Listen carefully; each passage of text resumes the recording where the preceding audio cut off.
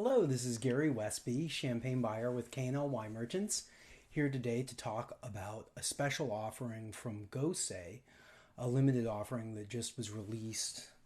And this is the Gosset 12 the 12 year minimum on the lees non-vintage Brut, which they call the 12 de Cave à minima. And like it says on the front, it is at least 12 years of aging on the lees, so an extremely long aged non-vintage. This particular wine is composed of 51% of Pinot Noir and 49% of Chardonnay, really coming from quite the roll call of fantastic villages. You know, not only IE, which was their original home for the Pinot Noir, but also Louvois and many other great terroirs. Maynil in here for the Chardonnay, also Villers-Marmery on the Montagne de Reims, but many great crus going into this. A really high selection of fine crus. Gosset, as many of you know, is the oldest of all the wine producers still around in Champagne. They started in 1584. Of course, they were working with still wines then, because it was still illegal to move bottles of wine, or to sell bottles of wine. You could only move it in barrels because the tax man wanted to make sure you could see the big things being moved around, not being hidden in little bottles. So it took act of law in order to make champagne even legal to move around. But let's get into this and have a taste of it. I'm very curious about it. You know, Gosset has been on fire for high quality work, and their regular Brut Reserve is just one of the really fabulous deals in the world of champagne.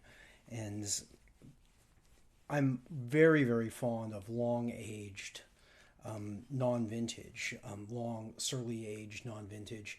And I think this also gets some time on the cork. It doesn't have a disgorgement date on the back of it, but from taking a look at the cork, yeah, this cork, it looks to have been in there for, you know, at least a year. So we do know about this wine is that it was put down in the cave in 2007. So that means that the base year is 2006. And so if you take 2007, you add 12 to it, that gets you out to 2019.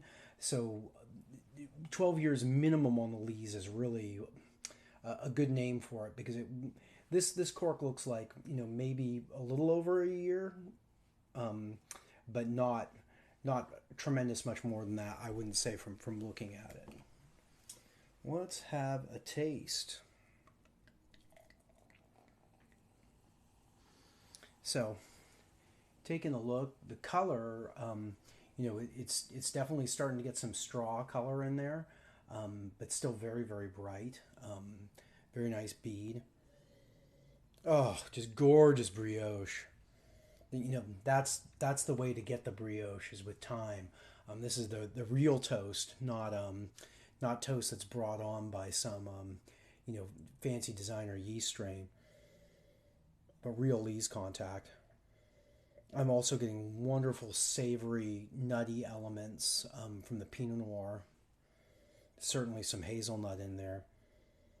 It really has a genuine bouquet, not just a pretty nose, but a real bouquet from time.